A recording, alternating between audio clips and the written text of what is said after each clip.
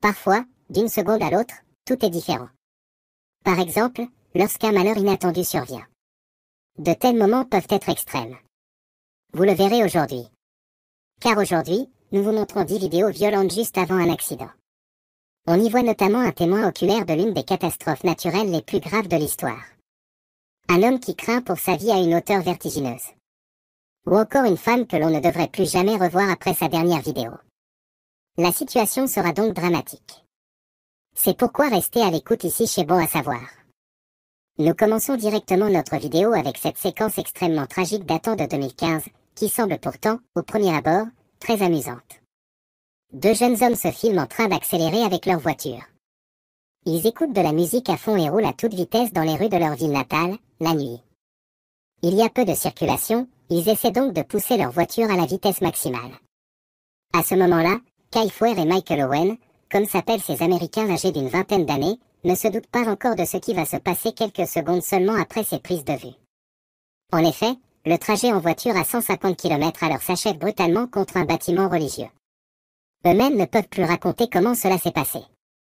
La police trouve cependant le téléphone portable de Michael avec cette vidéo sur le lieu de l'accident et constate que le conducteur de la voiture n'avait froidement même plus de permis de conduire.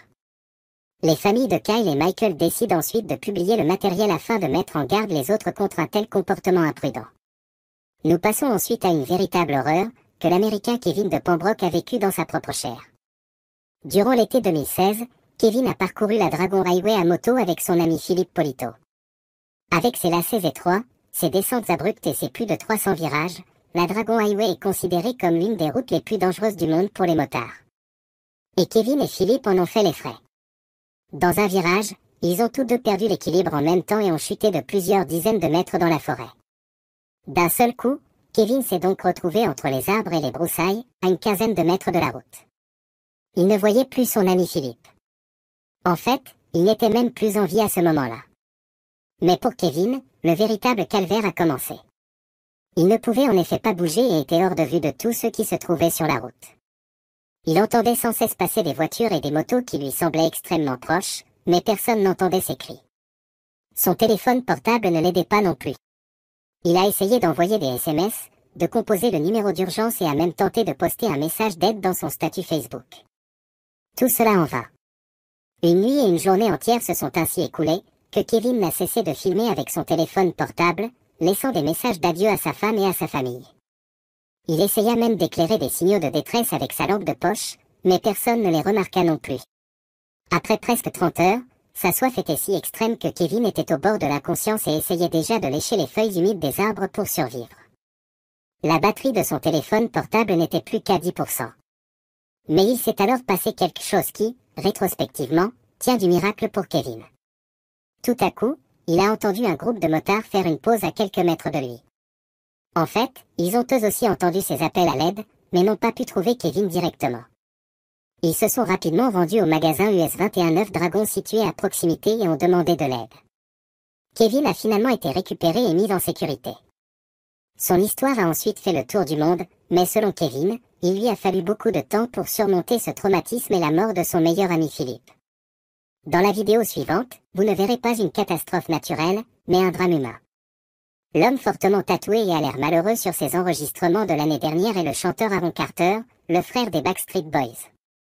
Le membre Nick Carter est une star internationale des enfants dans les années 90 et sa musique enthousiasme des millions de fans dans le monde entier. Cependant, des événements peu reluisants se déroulent déjà en coulisses à cette époque et Aaron Carter subit de nombreux traumatismes sur la vidéo de 2022. Comme vous pouvez le voir, la vie du chanteur est en ruine. Il souffre de différentes maladies ainsi que d'une addiction aux stupéfiants et une plainte pour violence domestique est actuellement déposée contre lui par la mère de son fils. On peut voir sur le visage d'Aaron Carter que tout l'affecte. Malheureusement, cette vidéo sera la dernière fois que ses fans le verront.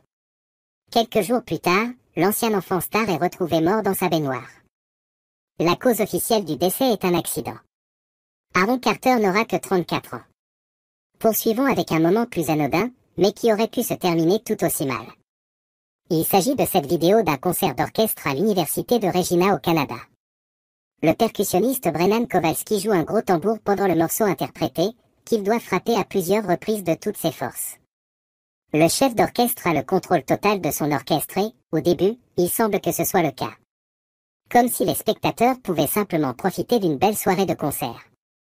Puis, à la toute fin du concert, Brennan frappe trop fort avec sa baguette de tambour.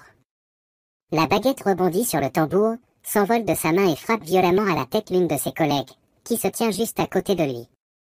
La femme, qui, comme on le découvrira plus tard, n'est heureusement pas blessée, s'enfuit. La pièce peut toutefois se terminer de manière régulière. Passons ensuite à un cas qui a fait le tour du monde il y a 2 ans. Lors d'un contrôle de police régulier sur une route américaine, ces images de Gabby Petito, une Américaine de 22 ans, ont été prises. La jeune femme voyageait alors à travers les États-Unis avec son fiancé Brian dans un van aménagé. Son objectif était de gagner sa vie à l'avenir en tant qu'influenceuse de voyage. C'est pourquoi il visitait les plus beaux endroits et prenait beaucoup de photos et de vidéos pour Insta et autres. Mais la réalité était tout autre. Lors d'un contrôle de police, la bodycam d'un policier a filmé la jeune femme de 22 ans en larmes et complètement bouleversée. Elle s'était auparavant violemment disputée avec son fiancé, de sorte que les agents avaient même l'intention, dans un premier temps, de protéger Gabby de son ami. Mais après que tout semble s'être arrangé, les agents laissent le couple seul. Mais c'était une erreur. 3 jours seulement après ce contrôle de police, Gabby et Brian sont portés disparus et, après une vaste opération de recherche, le corps immobile de Gabby est finalement retrouvé dans un parc national. Il s'avère plus tard que Brian est l'auteur du crime. Au cours de l'enquête, il devient clair que le couple avait une relation plus que toxique, dans laquelle Brian menaçait souvent Gabby. Venons maintenant à cette vidéo violente qui, contrairement à l'affaire Gabby Petito, s'est encore une fois terminée sans gravité. Elle a été tournée en pleine mer, au large de la côte de l'État américain de Floride. Il y a quelques années, un groupe de plongeurs est descendu de son bateau pour explorer la faune et la flore sous-marine et chasser des poissons. Au lieu de poissons colorés, ils découvrent quelque chose à quoi ils ne s'attendaient pas et qu'ils n'auraient jamais voulu rencontrer, à savoir un énorme requin blanc.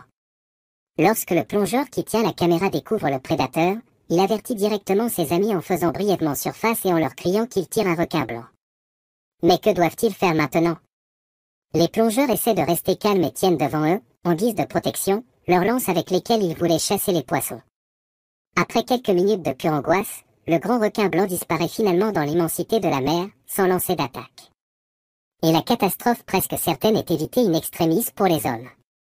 L'avant-dernier clip est celui d'un immeuble en Chine. Un jeune garçon s'y trouvait seul dans l'ascenseur et voulait empêcher la porte de se fermer. Pour cela, il a tenu son parapluie dans la porte.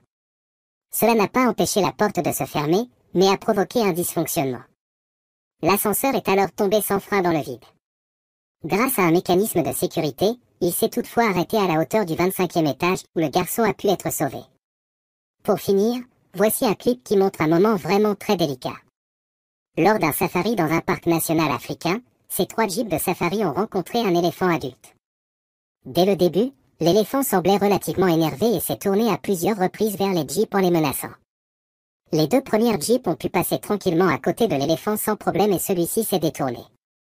Mais lorsque la dernière voiture de la file a voulu démarrer, l'éléphant s'est soudainement déchaîné et s'est lancé à la poursuite de la voiture. Il a presque piétiné la voiture, mais la Jeep et ses occupants ont réussi à s'échapper in extremis.